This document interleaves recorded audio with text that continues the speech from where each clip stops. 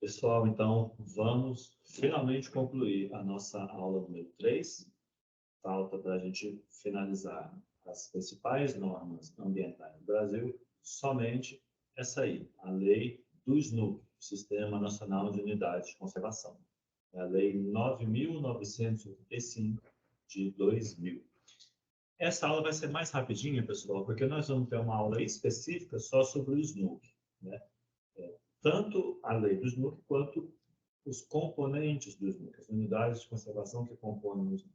Na próxima aula, a gente vai se aprofundar bastante, vou dar exemplo de algumas unidades de conservação, ver algumas de outros países. Então, nessa aula aqui, eu vou só dar uma pincelada, passar mais por alto os principais dispositivos do SNUC, tá bom? Então, vamos lá. O que nós vamos ver? Primeiro, a definição do que é o Sistema Nacional de Unidades de Conservação, que é instituído por meio dessa lei, né, a lei do SNUC. Na sequência, a gente vai ver a definição de unidade de conservação. A gente fala muito de unidade de conservação, é a principal atribuição do ICMBio, e vamos entender direitinho o que é uma unidade de conservação. Depois, a gente vai ver quais são as categorias, os tipos de unidades de conservação e os dois grandes grupos de categorias de unidades de conservação. E, por fim, os principais instrumentos de uma unidade de conservação. Então, vamos lá. Primeiro, o que é o SNUC? Essa definição que está embaixo é a que está na lei do SNUC. É um conjunto de diretrizes e procedimentos que possibilitam as esferas governamentais federal, estadual e municipal, e também a iniciativa privada, a criação e gestão das unidades de conservação da natureza. Então, o SNUC, ele é um sistema, ele é composto por princípios, por objetivos, por normas, e composto pelo objeto desse sistema, que são as unidades de conservação em si. Então, ele é composto pelas unidades e por todo um conjunto de diretrizes e procedimentos sobre como essas unidades devem ser criadas e como elas devem ser geridas. Isso atinge o governo federal, com as unidades de conservação federais, os governos estaduais, com as unidades de conservação estaduais, e também os governos municipais, com as unidades de conservação municipais. E ainda a iniciativa privada. O Brasil foi o primeiro país no mundo que criou a possibilidade de haver unidades de conservação particulares, instituídos por proprietários rurais. Tá? A gente vai ver isso em mais detalhe na próxima aula, quando a gente for se aprofundar mais no SNUC. Então, nesse mapinha aí, vocês estão vendo em verde mais escuro as unidades de conservação federais. Em verde oliva, as unidades de conservação estaduais, e o verde mais clarinho, esse bem brilhante, as unidades de conservação municipais. Vocês estão vendo que as três esferas do poder público podem criar unidades de conservação, né? Não aparece nesse mapa as unidades de conservação particulares, que são as RPPNs. Normalmente elas são muito pequenininhas e num mapa desse tamanho aí do Brasil não ia dar para ver elas, tá? Então, vamos definir o que é uma unidade de conservação. A gente também tem essa definição lá na Lei 9985 de 2000. Uma unidade de conservação é um espaço territorial e seus recursos ambientais, incluindo as águas jurisdicionais, ou seja, as águas que estão dentro daquela jurisdição, dentro daquele território, que possuem características naturais relevantes, que são legalmente instituídas pelo poder público, então tem um ato que cria a unidade de conservação, que possui objetivos de conservação e limites definidos. Então, uma unidade de conservação, quando ela é criada, ela tem os seus objetivos de conservação já definidos no ato de criação da unidade. E os limites dela também são definidos no ato de criação. Então, lembra lá da última aula a diferença entre unidade de conservação, reserva legal e APP? Então, a reserva legal e a APP, elas... a reserva legal também tem os seus limites bem definidos. A APP não. A APP depende das características do ambiente. A unidade de conservação, quando ela é criada, já tem desenhadinho ali, tem um mapa dela, um memorial descritivo que vai dizer, começa do ponto tal, de coordenada tal, aí desce pela margem do rio até o ponto tal, da forma que está aí nesse mapa que vocês estão vendo. Então, seguindo ali na definição, as unidades de conservação também têm um regime especial de administração, ou seja, as normas de uso, de conduta, de comportamento, de entrada dentro da unidade de conservação são normas especiais. E se aplica a tudo isso garantias adequadas de proteção. Então, é a unidade de conservação da natureza. Ela é criada principalmente com o objetivo de conservação da natureza, mas podem haver vários outros objetivos. Ordenar a ocupação do solo, compatibilizar usos que existem naquele território, promover a visitação turística, garantir áreas para que tenha pesquisa científica. Tem uma infinidade de objetivos possíveis e, quando ela é criada, são indicados os objetivos daquela unidade de conservação. Então, voltando a esse exemplo do mapa, esse é o Parque Nacional de Brasília.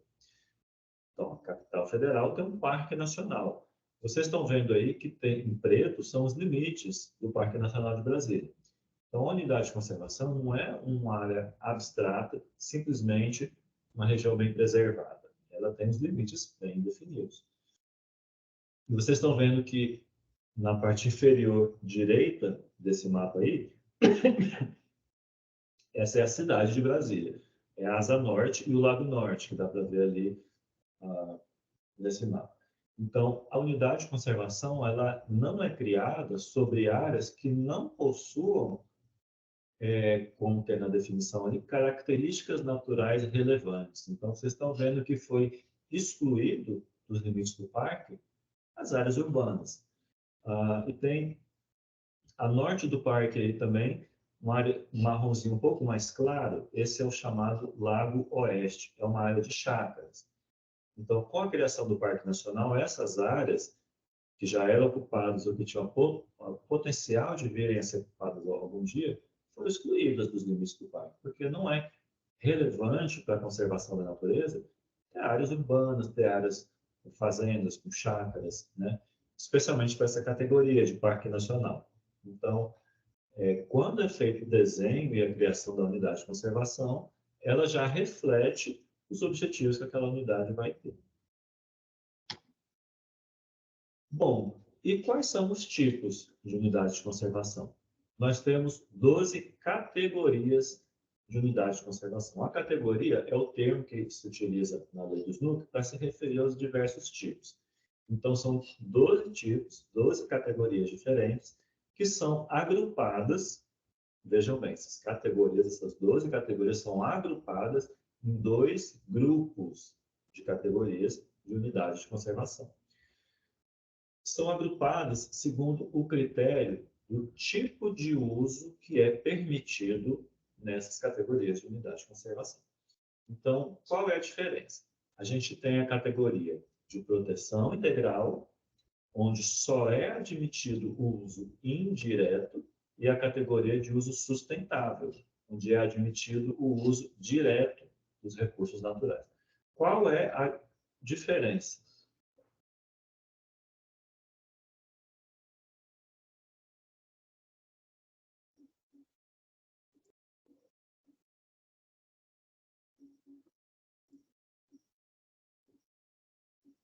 O pessoal deu um probleminha técnico aqui, não sei se vai concluir essa gravação. Se eu não concluir, depois eu vou ter que fazer de novo.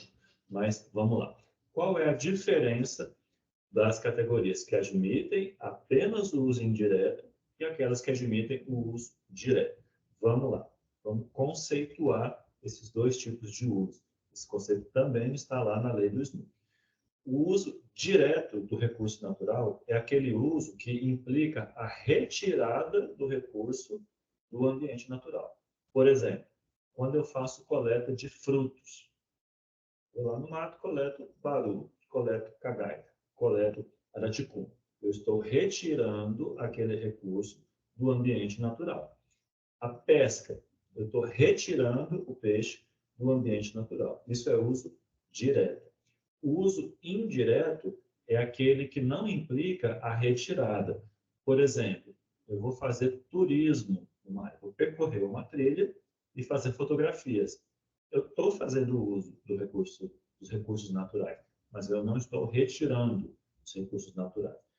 Quando eu vou tomar banho num rio, eu estou fazendo uso do recurso natural, mas eu não estou retirando nada daquele ambiente. Então, esse é o conceito, e baseado nisso a gente separa desses dois grandes grupos. As unidades de proteção integral são aquelas onde só é permitido o uso indireto, você não pode retirar nada. Por exemplo, os parques nacionais. O Parque Nacional ele é criado principalmente para o uso público, para o turismo. No turismo, você não tem retirada do recurso natural. As pessoas vão lá, andam de caiaque, andam de bote, andam de bicicleta, faz trilha, acampa, tira fotografia, nada, fazem vários tipos de uso. Nenhum desses usos implica a retirada dos recursos. Já as unidades de uso sustentável, elas admitem diferentes tipos de uso.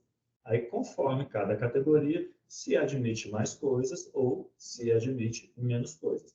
Mas elas permitem o uso direto, aquele que retira do ambiente os recursos naturais.